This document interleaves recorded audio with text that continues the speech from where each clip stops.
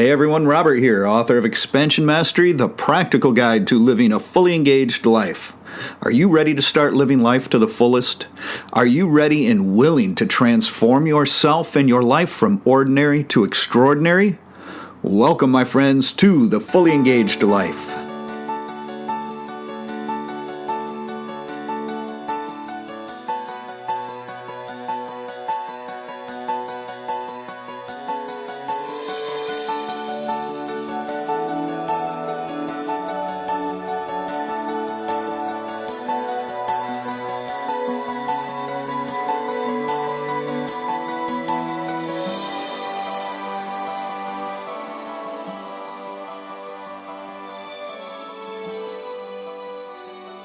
Welcome back to the show, everyone.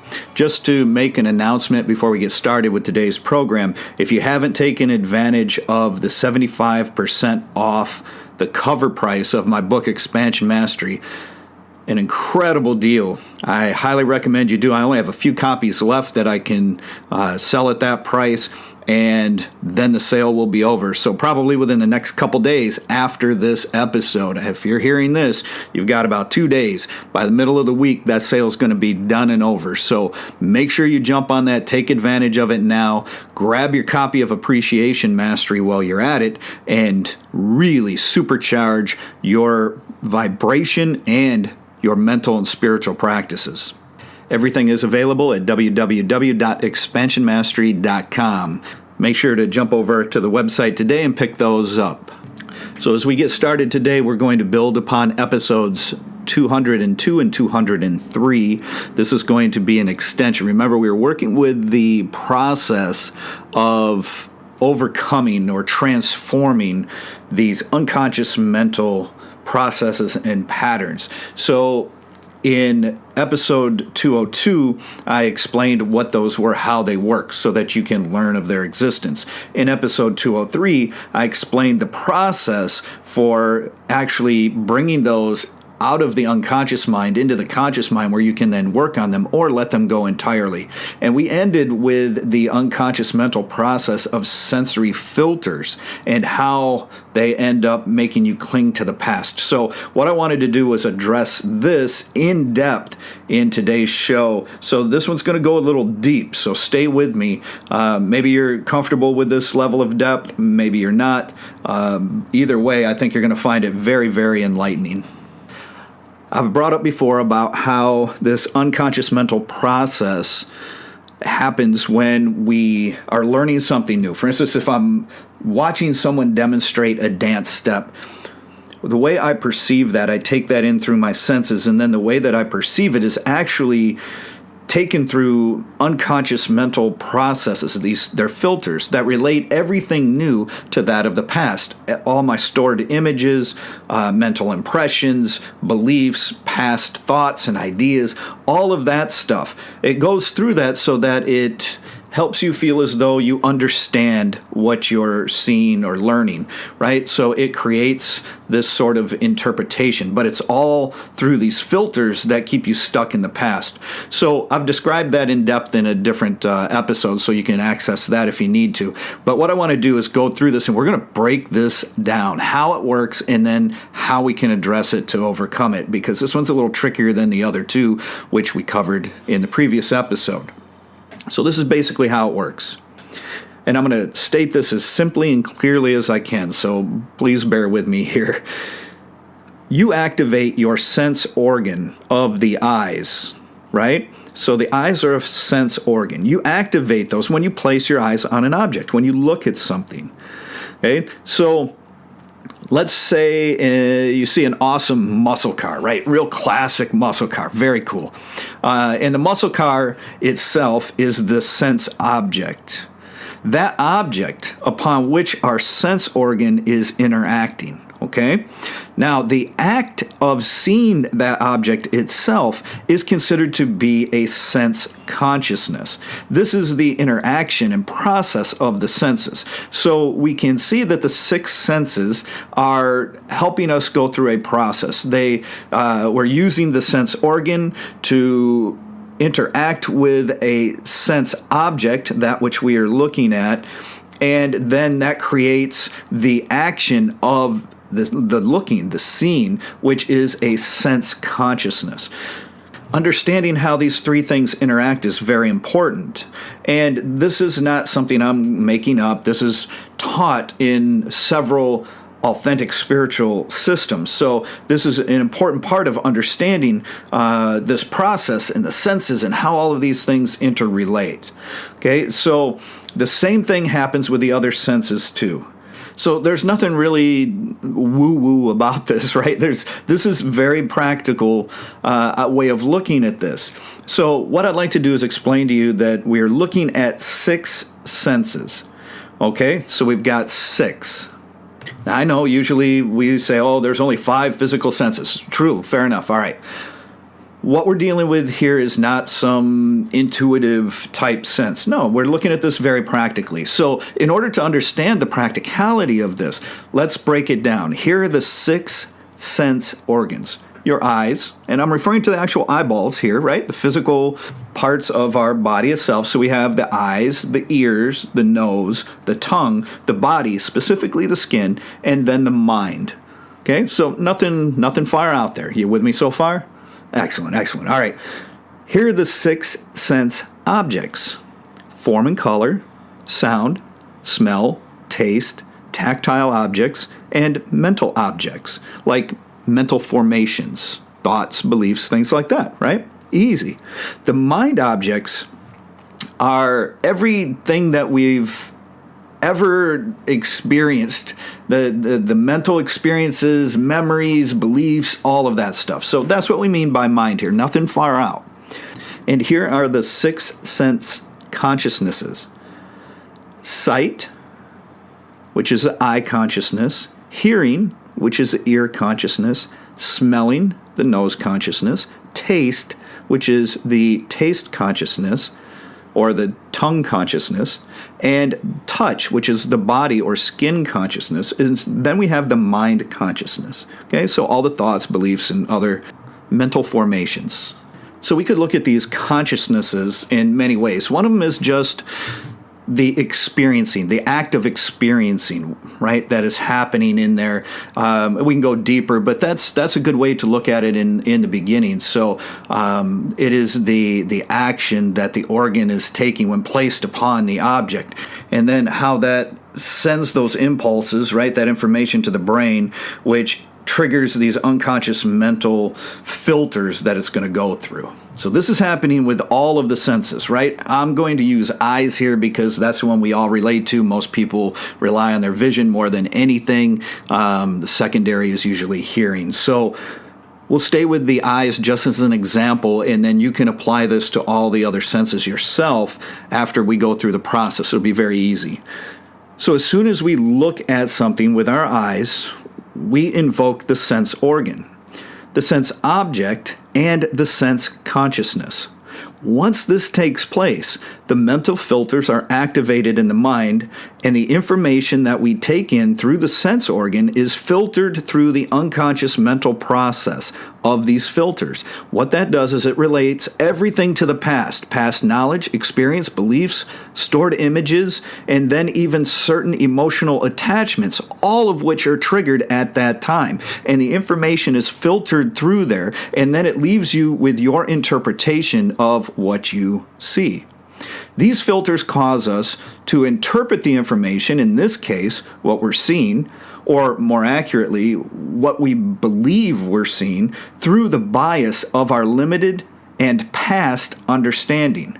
This is why, so often, what we think we see, what we'd swear that we were looking at, what we saw, was not at all the truth of what was being looked at. Think about that for a minute. Isn't that amazing? These filters cause unclear comprehension, confusion, and misinterpretation of the information being passed through the senses into the brain in order to protect your mentally created comfort zone and satisfy the ego's insatiable need to know and believe that it knows, to make sense of everything in the world around you, whether it's truly the truth or not. It doesn't seem to matter. See, this is one of the things that in martial arts as well as other spiritual systems like Zen, you strive to develop something called shoshin. This is a term that means the mind of the beginner, right? The beginner's mind. And what this is referring to is the ability to not cling to the past and relate everything as far as a new experience through the filters of the past. You're free of that, and then you attain the ability to see and experience everything as if it were new and fresh, and you get to see it for what it is this way instead of what you think it is or what you believe it is. All of these mental biases that are created over time. So most of the time, what we perceive and then interpret is most likely misinterpreted information. And then this goes further to then trigger certain mentally conditioned feelings that then cause us to decide whether we like it, whether we don't like it, or whether we feel indifferent towards what we're looking at. This reaction is triggered from all the way from the sense organ placed on the sense object and the sense consciousness going in and triggers these unconscious mental filters. And now we have another unconscious mental process taking place here in behind it, this one that creates these feelings. But these feelings are conditioned as well. So if we bring this back to the example of using the eyes as the example sense and using a muscle car. So maybe you look at a really awesome muscle car, and for you, you like it, right? You come to the conclusion that it's awesome. You check it out. Oh my God, that's so cool, right? Maybe you don't like it. Maybe you're like, I don't care for those at all. I like these kinds of cars, or I don't care for that style of car, whatever. So you don't like it, or maybe you're just indifferent. I'm just not into cars. I don't really care, right? So this is what happens. But we have to understand that all of those reactions are conditioned reactions. It's kind of the same way you can look at broccoli without ever having tasted broccoli and go, oh, I don't like it. How do you know? You've never tasted it. What is that based on? It's based on misinformation and a misinterpretation. How often do things like this happen? Well, it's happening almost every moment of your life because you're interacting with the senses every moment of your life. So these things are constantly just going through the mind like a whirlwind. Are you seeing the process unfold here? So we could say that this unconscious mental process extends out through our mind's projections, which are overlaid upon every single life experience without our conscious awareness that it's happening. By feeling here, too, I'm saying these are feelings, right? But by feeling here, I'm not referring to emotions or physical sensations, but a sense of feeling, which is kind of how we feel about something, our attitude towards it, right? So it's the mind's initial conditioned reaction that is triggered by the sense organs and interacts with them. So all of these conditioned reactions are based on feelings, right? We kind of get them as a feeling, I don't care, oh yeah, I love it, oh, I can't stand that, right? So those things, there's an attitude and a feeling associated with that. Not really an emotional thing necessarily, but a type of feeling. So these things shape our perception. And oftentimes, that perception has been based upon a faulty interpretation of the information brought in through the senses. With each step of this extensive unconscious mental process, we get farther and farther from reality and much farther away from what actually is. And we create this false reality, this fake reality based upon what we think is true, what we think is right. But our own mind has deceived us that way. And because of this, so often, the result is unhappiness, confusion, unclear comprehension, all of these things that cause so much frustration in our life. In a sense, we're doing it to ourselves, but we are completely oblivious to it. It is these unconscious mental processes that cause this breakdown between reality and our ability to interact with it as it is. These feelings, attitudes, then shape the process of perception itself. And then this causes us to see reality through the habitual mental filters of past associations and experiences. This is the unconscious mental process. And then we're enslaved by all of our past biased opinions, false beliefs, emotional impressions left upon us from an experience from our childhood that we can't even remember, outdated information. See what I'm saying? All of that stuff is in these filters, and then it goes through and creates a conditioned reaction that is not really suitable for what's taking place in reality. And the really scary part is that these feelings or attitudes set up the conditions for how we end up relating to future experiences. And they become the foundation upon which all of our assumptions, opinions, beliefs are then based. You're getting the picture, right? You're seeing what's happening here. And see, in real spiritual systems, real spiritual and mental practices, these are the things that we have to work with. We have to correct if we intend to begin awakening to attaining a higher state of consciousness.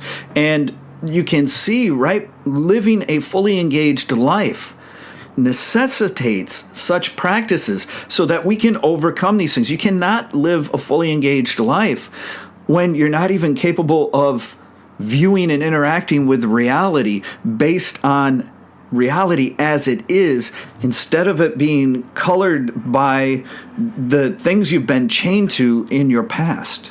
Living a fully engaged life is to be free of all of these past associations so you can live in the moment, so you can be in reality as is, so you can go with the flow this way. This is living a fully engaged life. These are the practices that help you attain it. So don't get me wrong here. I'm not saying that the senses are bad. We're supposed to leave our senses. Senses are a beautiful thing. They're a wonderful way for us to experience the world around us, right? It's how our spirit, how our true self interacts with this experiencing of this world, right? Of this reality. And if we look at it, the senses themselves, the sense organs, the sense objects, the sense consciousnesses, they themselves just bring in information. The problem happens once that information gets to the brain and these unconscious mental processes are activated. That's where we run into the problem. However, we do have another problem with the senses, and that is the fact that they are a source of external distraction, right? The senses distract us. We see squirrel, right? All of a sudden, your mind is captured by the squirrel runner, right? And you see this as a distraction. And anybody who meditates is well aware of this fact. Who has not found themselves trying to meditate and a loud noise or constant noise prevents it, maybe an uncomfortable temperature like a lot of heat and humidity or whatever it is, right? Anything that we perceive through the external senses, these six senses, causes a distraction. The external world causes a distraction. So we have to learn to develop a sense of mastery over our senses. There's a time and a place and a way to use them to where they are of benefit to us, and then there is a time and a place that they're not going to serve us. They're keeping us connected. They're keeping us distracted to the external environment. And what happens at that point is it becomes very, very difficult to go inward and remain there. Now, after a while, these external distractions have to be overcome. They have to be overcome to where you're not even really connected to the external world through those senses enough to realize they're happening. You still have a sense of awareness for these things, but they're not kind of like in the same dimension. I don't know how to explain the feeling of that. But if you meditate a lot, you know exactly what I mean. And this is why I formulated the breath bridge, because I understand all of these things about the senses and how these senses create an external distraction for us. And the breath bridge is the way that you free yourself of the senses and the external distractions in order to turn inward and remain in meditation. That's why I say the Breath Bridge program is so vitally important to your success, because as long as you are succumbing to the external distractions via the senses, you're not able to make much progress in meditation. And this is a big problem, right? Of course. So we want to make sure that we have the ability to turn these senses off, so to speak. By now, you should be getting the idea of just how big of a role the physical senses play in our life. And I've given the example of the eyes and sight here, and you can apply that in the same way to anything else, because all 6 of them will apply. So when we engage the eyes, the sense organ, to see something, we are seeing, that's the sense consciousness. We're seeing a particular thing, like a muscle car or whatever, an object, that's a sense object. So this is the process that is taking place, and we want to get very clear on what each one of those are and the process as it unfolds. And then what it does is it triggers these unconscious mental processes, 2 of them actually. One is the mental filters that interprets all new information through the conditioning of our past. The second is the conditioned reaction that arises, causing a feeling or attitude towards that which is being perceived, whether we enjoy it, don't enjoy it, or just really don't care either way. So the same process for engaging these things and correcting them applies. So first we have to understand that they're happening. You have that now.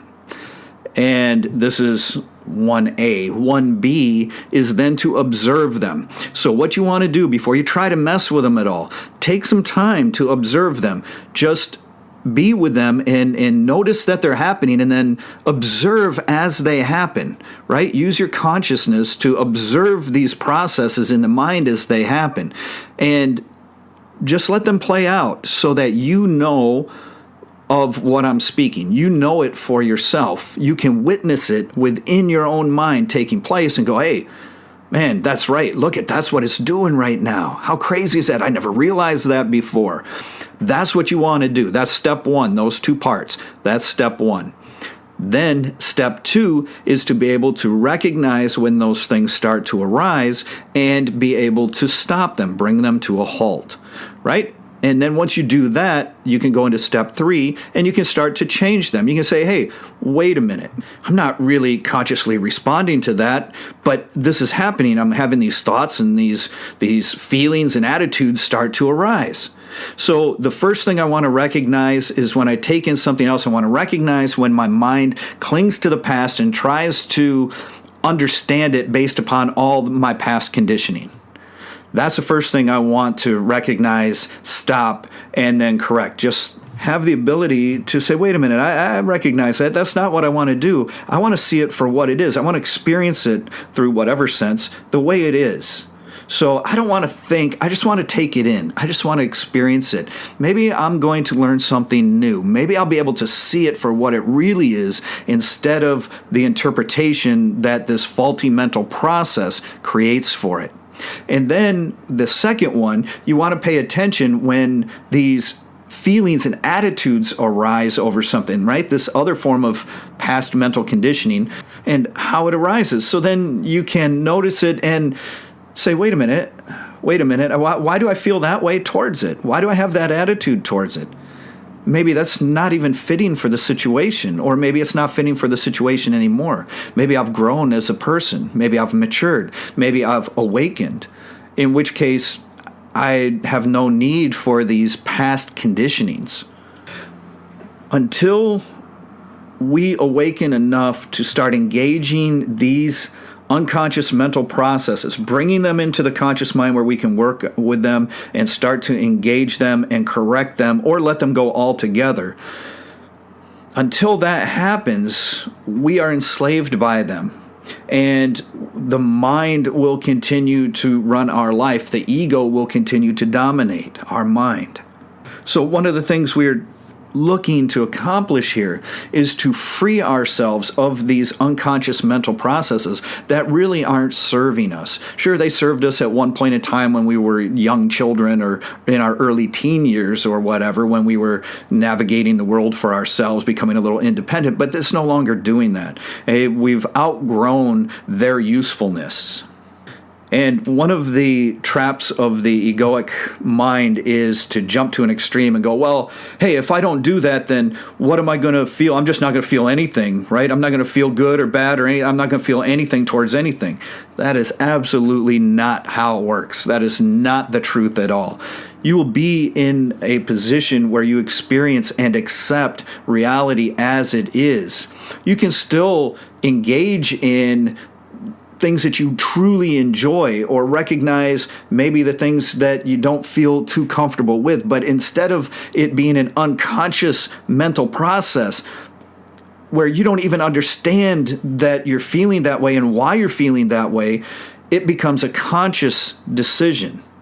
It becomes a conscious response that you can fully engage instead of a mindless, unconscious reaction brought into being through an unconscious mental process that keeps you enslaved in the past. So observe, stop, correct. It's easy as that. That's one way to start working with these things. But we have to spend time with them. We have to engage them. We have to interact with them in order to have this be effective. Please stop by www.expansionmastery.com, pick up the book, pick up one of my audio programs that helps support the show, and it gets authentic practices out there in the hands of the people in a way that it's very comprehensible. It's very easy to work with. That's what I'm trying to do.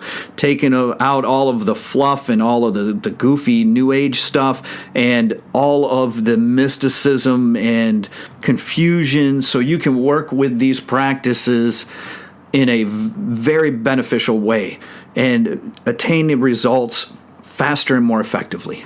And for my friends in Germany, I'm working on getting everything transferred into MP3s, so you'll be able to have the Breath Bridge and the Appreciation Mastery program on MP3 to where you can just download it.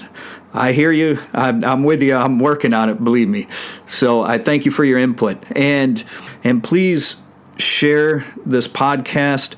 Social media is really shadow banning all these things, and I know they are absolutely keeping my podcasts and my posts on my author page down unless I pay them, right? So they want money for every single post, every single podcast. Otherwise, they only allow it to go out to like 5 or 6 or if I'm lucky, 12 people instead of hundreds or thousands. So the only way we can get around that is you. You have to help me. I'm asking for your assistance here. Get this stuff out, share it, get it out to people. And I don't make any money off of this. I'm just trying to get authentic information and practices out into the hands of the people so that we can do our part to assist this consciousness shift and help everyone awaken and live a fully engaged life. I need your support, and I'm counting on you. Until next time, my friends, I wish you the very best in all of your practices and in your life. Take care.